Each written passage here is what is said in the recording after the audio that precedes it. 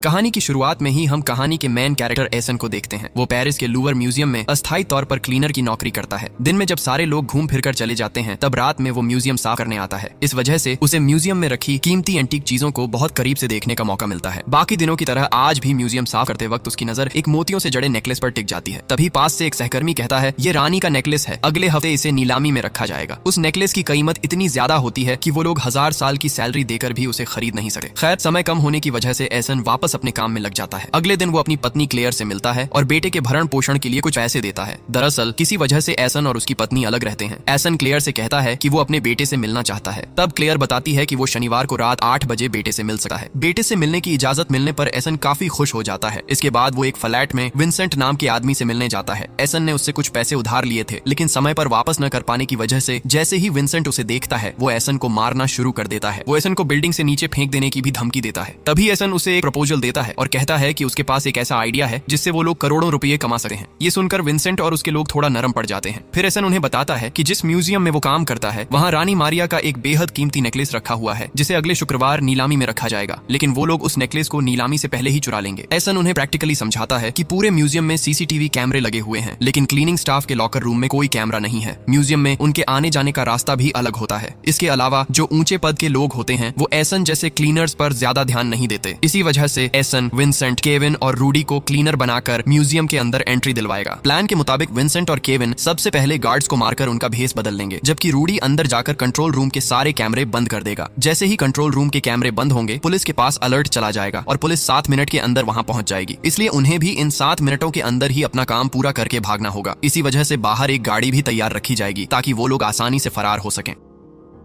Plan पूरी तरह से तैयार होने के बाद वो लोग शुक्रवार का इंतजार करने लगे हैं। शुक्रवार को नीलामी का आयोजन आधिकारिक तौर पर शुरू होता है। देश विदेश से कई अमीर लोग उस नेकलेस को खरीदने आते हैं। उन्हीं लोगों के बीच छद्मवेश में मिस्टर पॉल नाम की एक नकली आईडी बनाकर एसन भी उस नेकलेस को खरीदने वहां पहुंचता है। दूसरी तरफ विंसेंट, केविन और रूडी भी क्लीनर का भेस बनाकर अंदर घुस जाते हैं और किसी को भी उन पर शक नहीं होता। प्लान के मुताबिक विंसेंट और केविन दोनों गार्ड्स को मारकर उनकी जगह संभाल लेते हैं और रूडी को ग्रीन सिग्नल दे देते हैं। तभी रूडी कंट्रोल रूम में जाकर ऑपरेटर को मार देता है और सारे सीसीटीवी कैमरे बंद कर देता है। इसके बाद वो एसन को मैसेज करके इसकी इन्फॉर्मेशन दे देता है। उधर नीलामी में उस नेकलेस की बोली सबसे ज्यादा 42 मिलियन तक पहुंच चुकी होती है और ये कीमत खुद एसन ने ही लगाई होती है। लेकिन समय बचाने के लिए वो अचानक 60 मिलियन की बोली लगा देता है ताकि कोई और उस नेकलेस की कीमत बोलने की हिम्मत न कर सके। एसन के इतने ज्यादा दाम बोलने के बाद भी किसी को उस पर शक नहीं होता, क्योंकि उसकी फेक प्रोफाइल में उसकी कुल संपत्ति 576 मिलियन दिखाई गई होती है। इसी बीच 2 मिनट बीत चुके होते हैं। रूडी तेजी से बाहर खड़ी गाड़ी में जाकर बैठ जाता है, जबकि एसन नीलामी ऑफिसर के साथ वॉल्ट रूम की तरफ जाता है। वहाँ पहले से ही विंसेंट और केविन गार्ड के भेस में ड्यूटी पर खड़े होते हैं। नीलामी ऑफिसर एसन से कहता है कि पूरा पेमेंट करने के बाद ही उसे नेकलेस मिलेगा। इसके जवाब में एसन कहता है कि वो पेमेंट करने से पहले एक बार नेकलेस को हाथ में लेकर देखना चाहता है, क्योंकि इसके पीछे वो बहुत बड़ी रकम खर्च कर रहा है। नीलामी ऑफिसर वॉल्ट का लॉक खोल देता है और एसन को नेकलेस देखने देता है। जैसे ही एसन नेकलेस को हाथ में लेता है, विंसेंट और केविन अचानक उन पर झपट पड़ते हैं। वो दोनों एसन समेत वहाँ मौजूद बाकी 2 ऑफिसर के हाथ पैर बांध देते हैं और नेकलेस लेकर वहाँ से फरार हो जाते हैं। असल में विंसेंट और उसके साथियों ने प्लान किया था कि वो एसन को धोखा देकर नेकलेस खुद ही लेकर फरार हो जाएंगे, लेकिन उनका ये प्लान कामयाब नहीं हो पाता।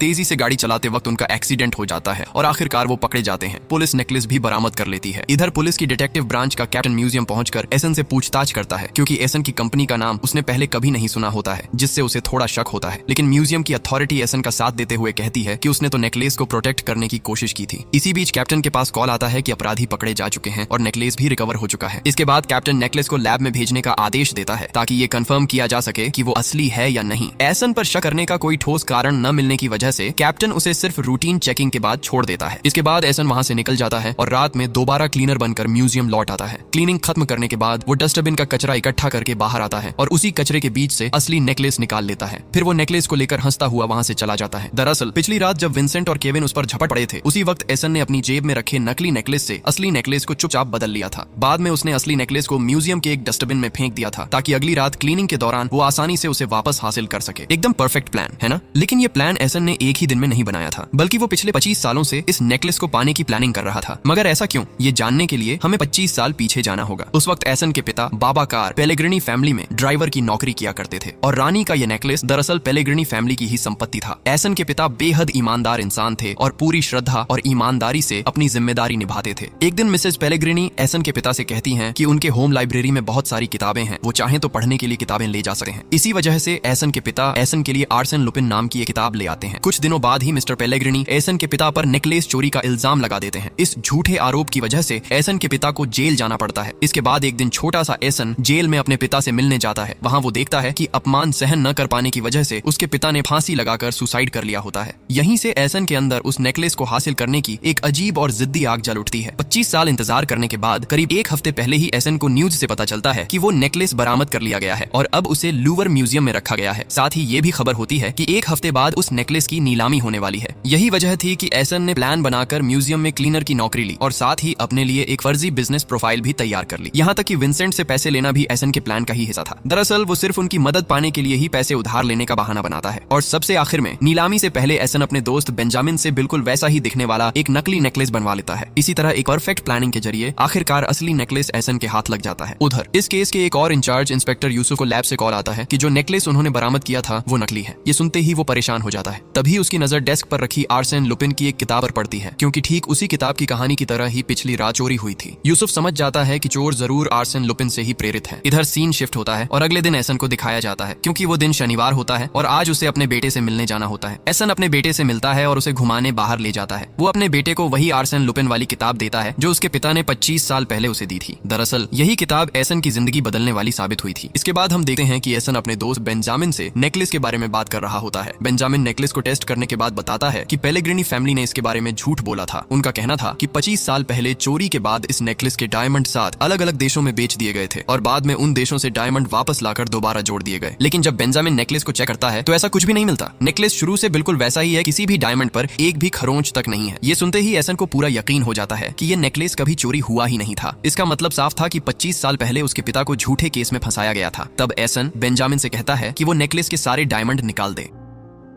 इसके बाद एसन मिसेस पेलेग्रिनी को मिलने के लिए एक चिट्ठी भेजता है। उस चिट्ठी के साथ वो सबूत के तौर पर एक डायमंड भी भेज देता है। चिट्ठी में मिलने की लोकेशन, डेट और टाइम सब कुछ लिखा होता है। उसी के मुताबिक मिसेस पेलेग्रिनी उससे मिलने पहुंचती है। एसन पिज्जा डिलीवरी बॉय के भेस में मिसेस पेलेग्रिनी से मिलता है और उससे पूछता है कि उसने उसके पिता को नेकलेस चोरी के आरोप में क्यों फंसाया था। लेकिन मिसेस पेलेग्रिनी पुलिस प्रोटेक्शन के साथ आई होती है। उसने अपने कपड़ों में एक स्पाई कैमरा और सुनने की मशीन भी लगा रखी होती है। एसन ये बात समझ जाता है और तुरंत हाथ से उस स्पाई कैमरे को ढक देता है। तब मिसेस पेलेग्रिनी एसन को पैसों के बदले मामला रफा दफा करने की पेशकश करती है, लेकिन एसन इससे साफ इनकार कर देता है। वो अपने पिता की इज्जत वापस पाना चाहता है, न कि पैसा। इधर जैसे ही स्पाई कैमरा बंद होता है, छद्मवेश में मौजूद पुलिस ऑफिसर्स उनकी तरफ बढ़ने लगे हैं। एसन हालात को भांप जाता है और तुरंत अपनी साइकिल उठाकर भागने लगता है। पुलिस भी उसके पीछे दौड़ पड़ती है, लेकिन तभी वहाँ कई और पिज्जा डिलीवरी बॉय आ जाते हैं, जिससे पुलिस कंफ्यूज हो जाती है। शक के आधार पर वो एक गलत डिलीवरी बॉय को पकड़ लेते हैं और उसी मौके का फायदा उठाकर एसन कपड़े बदलकर आराम से वहाँ से निकल जाता है। असल में मिसेस पेलेग्रिनी से मिलने से पहले एसन ने यहाँ की लोकेशन का इस्तेमाल करके ये सारे पिज्जा ऑन ऑर्डर करवा दिए थे ताकि उसे भागने का मौका मिल सके। खैर, एसन घर लौटता है और अपने पिता की मृत्यु से पहले जेल से लिखी गई एक चिट्ठी निकालता है। चिट्ठी की आखिरी लाइन में उसके पिता लिखते हैं कि सच तो लाइब्रेरी में मिलेगा, लेकिन उनके पिता ने लाइब्रेरी शब्द को जानबूझकर गलत लिखा था, क्योंकि उन्हें स्पेलिंग के मामले में बहुत सेंसिटिव होना। एसन इसे समझ जाता है कि ये कोई कोड लैंग्वेज है।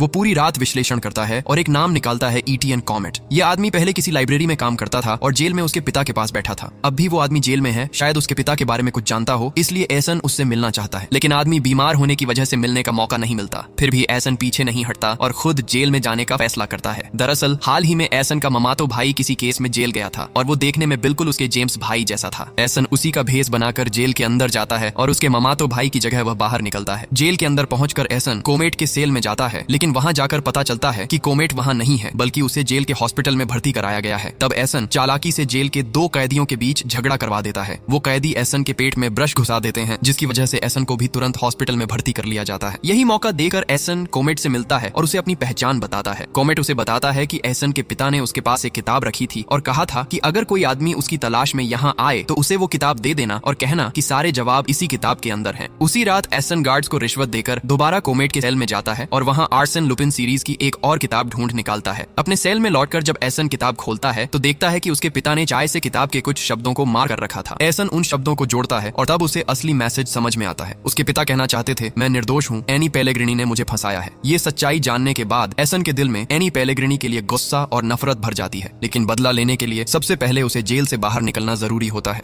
इसके लिए वो एक खतरनाक प्लान बनाता है। आर्सेन लुपिन के तरीके पर चलते हुए वो अपने गले में फांसी लगाकर सुसाइड का नाटक करता है। सबको लगता है कि एसन मर चुका है। इसके बाद एम्बुलेंस में उसकी लाश को पोस्टमार्टम के लिए ले जाया जा रहा होता है, लेकिन रास्ते में ही एसन होश में आ जाता है, एम्बुलेंस से उतरता है और वहां से भाग निकलता है। इसके बाद एसन एनी पेलेग्रिनी यानी मिसेस पेलेग्रिनी से मिलता है और सीधे उससे सवाल करता है। एनी बताती है कि उसे कहा गया था कि वो बाबा कार यानी एसन के पिता को कंफ्यूजन पेपर पर साइन करने दे, ताकि कुछ दिनों बाद बाबा कार को जेल से बाहर निकालने का प्लान बनाया जा सके। इसीलिए एनी ने जेल में बाबा कार से मुलाकात कर उसे कन्फेशन पेपर पर साइन करवा दिया, लेकिन उसे इस बात का पता नहीं था कि उसके और बाबा कार के साथ धोखा किया जाएगा। एनी एसन को उस पुलिस ऑफिसर का नाम भी बताती है जिसने उस समय बाबा कार का केस जांचा था, गैब्रियल। यही ऑफिसर असल में बाबा कार की मौत के पीछे जिम्मेदार था। एसन घर लौटकर गैब्रियल के बारे में रिसर्च करता है और पता चलता है कि अब गैब्रियल को प्रमोशन मिल चुका है और वह पुलिस कमिश्नर बन गया है। इसके बाद हम कमिश्नर गैब्रियल को देखते हैं कि वह अपने फैमिली के साथ खुशहाल जीवन जी रहा है और अपनी पत्नी के साथ उसका बहुत मधुर रिश्ता है। दूसरी तरफ एसन को देखा जाता है कि वह गैब्रियल की हर एक्टिविटी पर सीसीटीवी कैमरे के जरिए नजर रख रहा है। दरअसल एसन ने किसी समय गैब्रियल के घर में सीक्रेट कैमरा लगवा दिया था, जिसके बारे में गैब्रियल को बिल्कुल पता नहीं है। इस बीच गैब्रियल ऑफिस में काम कर रहा होता है। एसन आईटी टेक्नीशियन के भेस में उसके पास जाता है और कहता है कि वह आईटी डिपार्टमेंट से कंप्यूटर चेकिंग के लिए आया है। कंप्यूटर चेक करने पर एसन को वहाँ एक वीडियो मिल जाता है। ये सुनकर गैब्रियल काफी गुस्से में आ जाता है, लेकिन एसन बिल्कुल शांत होकर कहता है कि वह अब तुरंत वीडियो डिलीट कर दे, नहीं तो उसे ऑफिशियल रिपोर्ट करने पर मजबूर होना पड़ेगा। ये सुनकर गैब्रियल और गुस्से में कंप्यूटर लैब की तरफ जाने लगता है। तभी एसन उसे एक खाली कमरे में ले जाकर अज्ञान करने वाली इंजेक्शन दे देता है। एसन गैब्रियल के मोबाइल की सिम निकालकर तोड़ देता है और उसे एक बड़े बॉक्स में डाल देता है। इसके बाद एसन बॉक्स को बाहर लेकर गाड़ी में रखता है और गैब्रियल का किडनैप कर ले जाता है। जब गैब्रियल होश में आता है तो वह देखता है कि उसे एक कुर्सी पर हाथ पांव बंधे हुए रखा गया है। एसन सीधे उसके सामने नहीं आता, बल्कि पास वाले कमरे से एक डिवाइस के जरिए अपनी आवाज बदलकर गैब्रियल से बात करता है। एसन स्क्रीन पर अपने पिता बाबा कार की कुछ फोटो दिखाकर गैब्रियल से पूछता है कि क्या वह उन्हें पहचानता है। गैब्रियल बाबा कार को देखकर पहचान जाता है। तभी 25 साल पहले का एक फ्लैशबैक दिखाया जाता है। गैब्रियल बाबा कार को गिरफ्तार करने के बाद मिस्टर पेलेग्रिनी से मिलता है। गैब्रियल मिस्टर पेलेग्रिनी को बताता है कि बाबा कार का कोई क्रिमिनल बैकग्राउंड नहीं है, वह एक ईमानदार और मददगार इंसान था। उसे ऐसा बिल्कुल भी नहीं लगता कि बाबा कार ने नेकलेस चोरी किया था। गैब्रियल मिस्टर पेलेग्रिनी की तरफ शक की नोक मारते हुए कहता है कि आपने कुछ दिन पहले ही उस नेकलेस का इंश्योरेंस बढ़ाया था, तो अगर वो चोरी होता है तो आपका ही फायदा होगा। इसके बाद गैब्रियल सच पता करने की बात कहकर वहाँ से चला जाता है। सीन फिर वर्तमान में लौटा है। एसन स्क्रीन पर अपने पिता के इन्वेस्टिगेशन और कन्फेशन रिपोर्ट्स दिखाता है, जिन सभी पर गैब्रियल के साइन थे। एसन उससे सवाल करता है कि उसने उसके पिता को झूठे केस में क्यों फंसाया, जबकि उसने कोई नेकलेस चोरी का सबूत नहीं पाया था। तो आखिर किस आधार पर उसके पिता को सजा दी गई और क्यों उसे सजा कम करने के बहाने कन्फेशन लेने को मजबूर किया गया। गैब्रियल जब कोई जवाब देने से बचता है तब एसन उसे उसके बैंक डिटेल्स और भ्रष्टाचार के कुछ सबूत दिखाता है। फिर एसन उसे ब्लैकमेल करता है और कहता है कि अगर उसने सच नहीं माना तो वह ये सब सबूत उसकी पत्नी को भेज देगा। दरअसल गैब्रियल की पत्नी उसे एक आदर्श, ईमानदार और निष्ठावान इंसान के रूप में जानती थी और यही कारण था कि एसन इस रास्ते का इस्तेमाल करता है। लेकिन अगर गैब्रियल एसन की बात पर ध्यान नहीं देता तो एसन सचमुच उसकी पत्नी को फोन कर देता है। अपनी पत्नी की बात सुनकर गैब्रियल अब काफी घबरा जाता है और स्वीकार करता है कि उसने असल में यह काम रिश्वत के बदले किया था। हालांकि उसने ये अपनी विलासिता के लिए नहीं किया था, बल्कि अपने बच्चों के भविष्य को सुरक्षित करने के लिए मजबूर होकर किया था।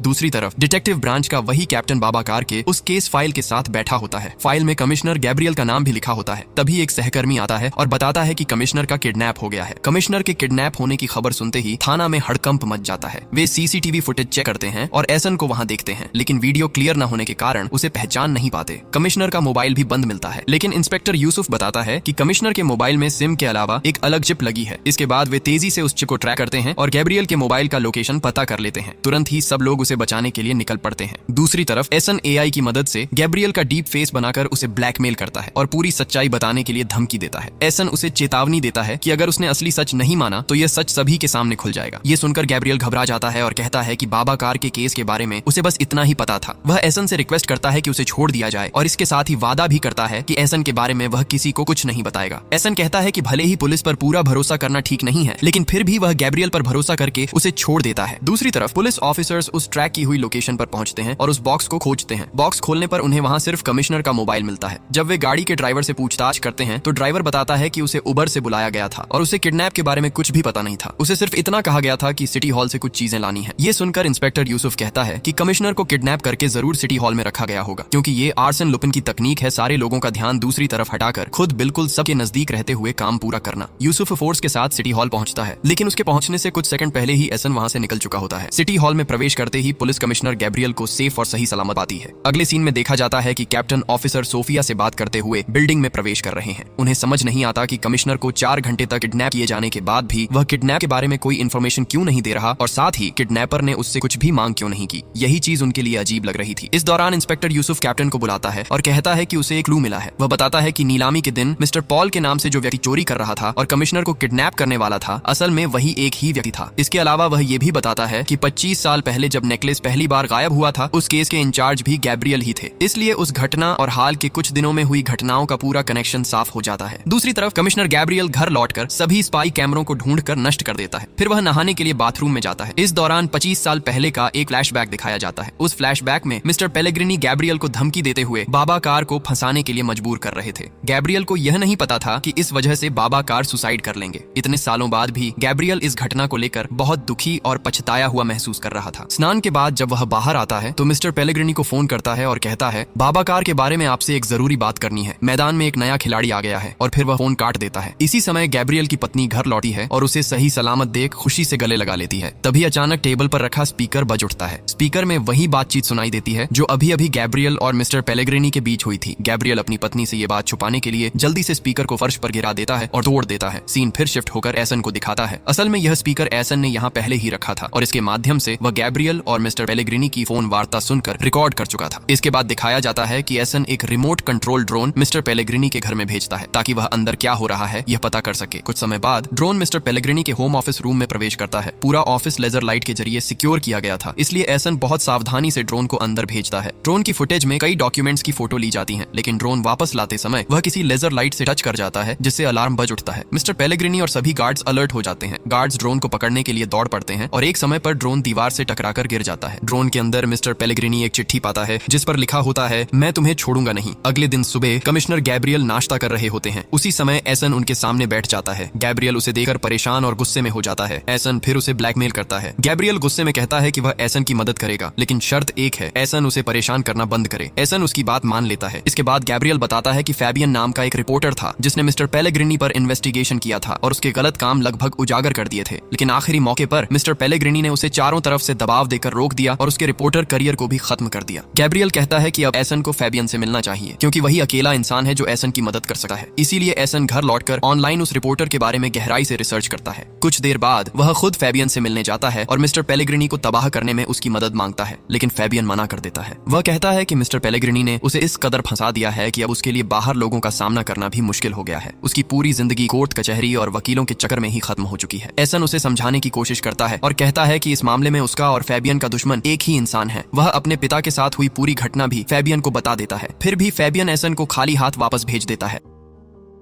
अगले दिन जब एसन अपना काम खत्म करके घर लौट रहा होता है, तभी फैबियन खुद उसके सामने आकर खड़ा हो जाता है। फैबियन कहता है कि मिस्टर पेलेग्रिनी ने उसकी जिंदगी की सबसे कीमती चीज छीन ली है, उसका करियर। अब उसके पास खोने के लिए कुछ भी नहीं बचा। यही वजह है कि वह अब एसन की मदद करने के लिए तैयार है। इसके बाद फैबियन एसन को अपने घर ले जाता है और दोनों मिलकर मिस्टर पेलेग्रिनी से बदला लेने की प्लानिंग शुरू करते हैं। एसन कहता है कि उसे ऐसा ठोस सबूत चाहिए जिससे वह मिस्टर पेलेग्रिनी की पूरी दुनिया हिला सके। इस पर फैबियन जवाब देता है, मेरे पास बिल्कुल ऐसा ही एक सबूत है। इसी बीच पुलिस ब्यूरो में दिखाया जाता है कि कमिश्नर के किडनैप के दिन का सीसीटीवी फुटेज और एसन की फोटो लेकर वे सॉफ्टवेयर के जरिए उसका स्केच बनाने की कोशिश कर रहे हैं। सॉफ्टवेयर में एसन के 4 अलग अलग चेहरे का एनालिसिस हो रहा था। दूसरी तरफ फैबियन एसन को ऑब्जेक्टर पत्रिका के ऑफिस के सामने ले जाता है, जहां फैबियन पहले रिपोर्टर के तौर पर काम करता था। फैबियन बताता है कि तीसरी मंजिल के आखिरी कमरे में एक स्टोरेज रूम है। वहां एक बॉक्स रखा है जिस पर लिखा है स्पोर्ट्स 1980। बॉक्स के अंदर एक हरा वीडियो कैसेट है। फैबियन खुद इस ऑफिस में नहीं जा सकता क्योंकि उसे वहां प्रवेश से रोक दिया गया है, इसलिए एसन को ही यह काम करना होगा। एसन जैसे ही अंदर प्रवेश करता है, फैबियन गार्ड को एक झूठी कॉल करता है और कहता है कि वह इन्वेस्टिगेशन डिपार्टमेंट की नताली बोल रही है। वह गार्ड को बताती है कि एक इन्फॉर्मर अभी एक इंपॉर्टेंट फाइल लेकर आएगा, उसे सीधे तीसरी मंजिल में उसके ऑफिस रूम में दे देना। गार्ड फैबियन की बात पर विश्वास करता है और एसन को ऑफिस में प्रवेश करने देता है। एसन आसानी से वीडियो कैसेट ढूंढकर वापस आ जाता है। जब एसन घर लौटकर वीडियो कैसेट चलाता है तो फैबियन बताता है कि 1996 में मलेशिया के कुआलालंपुर में एक टेररिस्ट अटैक हुआ था जिसमें 11 लोग मारे गए थे। इनमें से 8 लोग फ्रेंच नागरिक थे। इस हमले का कारण प्रतिशोध था क्योंकि एक दलाल हथियार व्यवसायियों को धोखा दे रहा था और वह दलाल कोई और नहीं बल्कि मिस्टर पेलेग्रिनी था। वीडियो कैसेट में देखा जा सकता है कि पेलेग्रिनी हथियार व्यवसायियों के साथ डील करता है। फैबियन की समझ से पता चलता है कि उसने नेकलेस चोरी का झूठा मामला बनाकर और उसके इंश्योरेंस के पैसे का इस्तेमाल करके यह हथियार व्यापार किया। वीडियो से यह भी स्पष्ट होता है कि पेलेग्रिनी द्वारा बेचे गए हथियारों से कुआलालंपुर में फ्रांस की एम्बेसी को उड़ाया गया। लेकिन एसन पूरा वीडियो नहीं अपलोड करता, सिर्फ वीडियो का एक स्क्रीनशॉट लेकर वह उसे फैलाता है ताकि पेलेग्रिनी डर जाए। स्क्रीनशॉट जल्दी ही वायरल हो जाता है और मिस्टर पेलेग्रिनी की बेटी जूलियट तक पहुंच जाता है। जूलियट जब यह अपने पिता को दिखाती है तो पेलेग्रिनी सब कुछ नकार देता है और कहता है कि यह विपक्षी दल की साजिश है और कोई उसे फंसाने की कोशिश कर रहा है। लेकिन मामला यहीं खत्म नहीं होता। जल्दी ही मीडिया में भी इस खबर को लेकर हलचल मच जाती है। पेलेग्रिनी मीडिया से भी यही बात कहता है और धमकी के अंदाज में कहता है कि जो भी उसके नाम पर बदनामी फैलाने की कोशिश कर रहा है उसे प्रमाण के साथ उसके पास आना चाहिए। इसी दौरान रिपोर्टर्स की भीड़ में से फैबियन माइक्रोफोन लेकर आगे बढ़ता है और मिस्टर पेलेग्रिनी से सवाल करता है, क्या आपके हाथ अब भी उस टेररिस्ट अटैक में मारे गए लोगों के खून से लाल हैं? मिस्टर पेलेग्रिनी गुस्से भरी नजरों से कुछ देर फैबियन की तरफ देखता है लेकिन कोई जवाब दिए बिना वहां से चला जाता है। टीवी पर एसन भी यह इंटरव्यू देख रहा था। एसन इस कृत्य को देखकर थोड़ा विचलित हो जाता है और सोचता है कि फैबियन ने ऐसा करके खुद अपना खतरा क्यों बुला लिया। लेकिन फैबियन को पेलेग्रिनी के सामने खड़े होने में एक भीतर से संतोष और शक्ति महसूस होती है। इसके बाद फैबियन वहां से निकलता है और उसे ध्यान होता है कि पेलेग्रिनी का एक आदमी उसका पीछा कर रहा है, इसलिए वह रास्ता बदलते हुए और सावधानी से घर लौटा है। घर पहुंचते ही एसन पहले से मौजूद होता है। वह फैबियन को फूल देकर बधाई देता है और मदद करने के लिए धन्यवाद कहता है। दोनों मिलकर पूरी वीडियो को पब्लिश करने का प्लान बनाते हैं। इसके बाद एसन अपने काम पर लौट जाता है। अगले सीन में दिखाया जाता है कि कैप्टन यूसुफ और सोफिया कमिश्नर गैब्रियल के सामने बैठे हैं। वे एसन के बनाए गए स्केच दिखाते हैं। इनमें एसन का भी स्केच शामिल है, लेकिन गैब्रियल जोर देकर कहता है कि इन सब में से किसी ने उसे किडनैप नहीं किया। यूसुफ इसे मानने को तैयार नहीं होता और जोर देकर कहता है कि नेकलेस चोरी और गैब्रियल के किडनैप के पीछे वही व्यक्ति है। ये सुनकर गैब्रियल थोड़े गुस्से में आ जाते हैं और कहते हैं कि ये दोनों केस एक साथ मत जोड़ो, वे सिर्फ नेकलेस खोजने पर फोकस करें, वरना वह ये केस किसी और को ट्रांसफर कर देंगे। कप्तान तब रिक्वेस्ट करता है और गैब्रियल कप्तान और सोफिया को इस केस में बनाए रखते हैं, लेकिन यूसुफ को इस केस से हटा दिया जाता है क्योंकि वह केस को बहुत तेजी से सुलझा रहा था। पकड़े जाने के डर से कमिश्नर उसे इस केस से बाहर रखने का निर्देश देते हैं। इसी बीच एसन मेकअप करके अपना चेहरा बदलता है और एक टीवी चैनल के टॉक शो में जाता है। उसका उद्देश्य था कि पेलेग्रिनी का वीडियो पूरे देश को लाइव दिखाया जाए, लेकिन वीडियो चालू होने से पहले ही पेलेग्रिनी के लोग वीडियो के असली हिस्सों को काट देते हैं। अब एसन ही उल्टे रूप में विलन की तरह दिखाई देता है और सार्वजनिक रूप से पेलेग्रिनी को फंसाया जा रहा था। एसन सारी स्थिति समझकर टीवी ऑफिस से भागने लगा है, लेकिन पेलेग्रिनी के लोग उस पर हमला कर देते हैं। इसके बावजूद एसन सभी को मारकर वहां से निकलने में सफल होता है। इस दौरान जूलियट अपने पिता को फोन करती है और कहती है कि वह शक करने के लिए सॉरी है। साथ ही वह बताती है कि जो इंटरव्यू में आया था वह शायद एसन ही था, जो उनके ड्राइवर बाबाकार का बेटा है। उसने एसन को नेकलेस की नीलामी के दिन भी देखा था। यह सुनकर पेलेग्रिनी सतर्क हो जाता है और अपने दुश्मन की पहचान के बारे में निश्चित हो जाता है। इसी बीच टीवी पर टॉक शो की घटना देखकर फैबियन आगबूला हो जाता है। तभी किसी ने उसके दरवाजे पर खटखटाया। फैबियन खतरा भांपते हुए दरवाजा खोल देता है और वहां एसन के लिए कुछ लिखकर छोड़ता है। तभी पेलेग्रिनी का गुंडा लियोनार्डो आता है, फैबियन का गला दबाता है और एसन के बारे में पूछता है। फैबियन कुछ नहीं बताता। लियोनार्डो क्रोधित होकर फैबियन को मार देता है और उसके गले में फांसी डालकर उसे लटका देता है। कुछ देर बाद एसन फैबियन के घर पहुंचता है और उसकी लटकी हुई लाश देखकर स्तब्ध रह जाता है। उसकी नजर टेबल पर रखी किताब पर पड़ती है। एसन किताब और फैबियन के कुत्ते को लेकर बाहर आता है। बाहर आकर जब वह किताब खोलता है तो पाता है कि फैबियन ने लिखा था, यह लड़ाई हमारे अस्तित्व की लड़ाई है, इसलिए एसन तुम इस लड़ाई को मत रोकना। इसके बाद दिखाया जाता है कि इंस्पेक्टर यूसुफ टॉक शो में आए व्यक्ति के साथ स्केच की तुलना करता है और वह स्केच असल में एसन का ही था। फैबियन की मृत्यु के बाद उसका कुत्ता बहुत उदास हो गया। एसन भी खुद को दोषी महसूस कर रहा था और सोच रहा था कि अगर उसने फैबियन को इस सब में नहीं घसीटा होता तो उसे इस तरह मरना नहीं पड़ता। एसन का दोस्त बेंजामिन उसे सलाह देता है कि ऐसे विचारों को अपने दिमाग से निकाल दें। साथ ही वह कहता है कि कल एसन के बेटे का जन्मदिन है, इसलिए फैमिली के साथ समय बिताने की प्लान बनानी चाहिए।